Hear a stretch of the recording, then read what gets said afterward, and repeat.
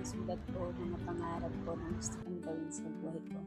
Makapag-travel, ipakita sa inyo kung ano yung buhay ko na sinimulan ko, taning buhay na pinapangarap ko. Gusto ko maipakita yung ganda ng mundo. Gusto ko ding maipakita sa inyo kung sino yung mga nagbibigay inspirasyon sa akin. Kung bakit ako nangangarap ng todo-todo. Yung ngiti, yung saya, yung panahon na kasama ko sila.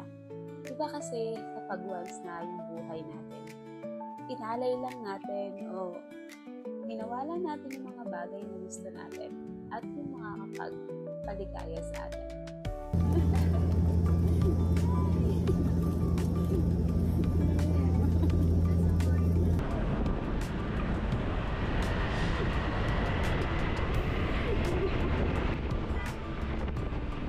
Ang sarap lang mangarap.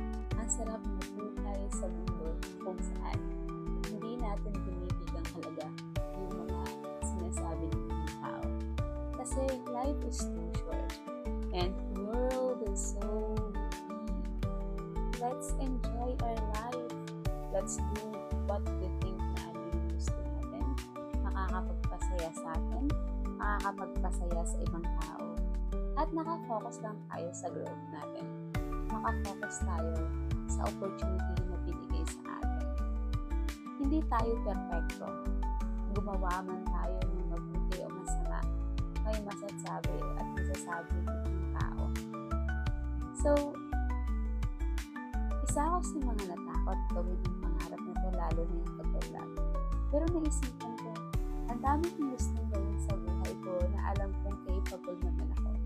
At ayaw ko mabuhay sa mundo ng regrets. Ayaw ko makita yung sarili ko 5 years from now, ganun pa rin yung estado ko. Lalong-lalo na, gusto ko makita yung sarili kong pumapalag na sa buhay. Ayoko nang makita yung sarili kong tiyakin.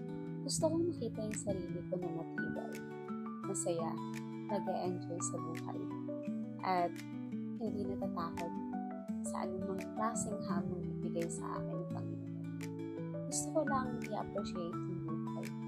Gusto kong mag-inspire, gusto kong magpasaya, gusto kong makita ng ibang tao na kung nakaya nila, kaya ko din at kaya mo rin. Malakas ng loob, lalong-lalo na kung may pananampalataya ka. Kaya, bigyan mo ng shot yung sarili mo, gawin mo, i-try mo, and let God do the rest. Paalam!